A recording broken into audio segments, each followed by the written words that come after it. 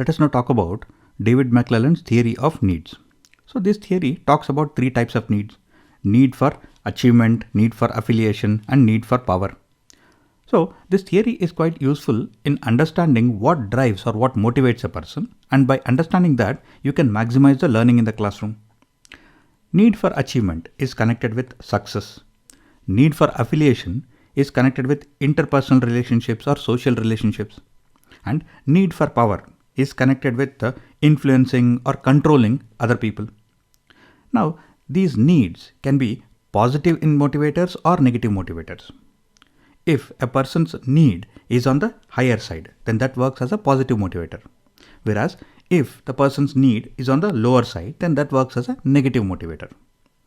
For example, if a person's need for achievement is on the higher side, then the person wants to win at any cost. Whatever the person does, he or she is looking at how can I succeed in this. So that is a positive motivator. If a person's need for achievement is on the lower side, then it becomes a negative motivator. The person wants to avoid any kind of competition because the person fears failure, and the person tries to avoid taking any kind of responsibility. If a person's need for affiliation is on the higher side, then the person wants to have as many social interactions as possible.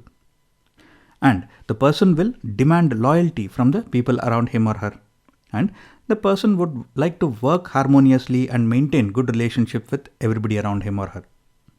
Whereas if a person's need for affiliation is on the lower side, then that person tends to be a social recluse and avoid any kind of a social situation. Right? So the person will actively avoid social interactions. And if a person's need for power is on the higher side, then the person will seek to influence and control other people around him or her. And the person always wants to be in a leadership position. Whereas if a person's need for power is on the lower side, then the person is more comfortable being a follower or as a dependent or a subordinate. And the person will actively avoid any kind of a situation where he or she has to take a leadership position. So by understanding this theory of needs and by understanding what motivates or drives a person in your classroom, you can maximize the learning experience.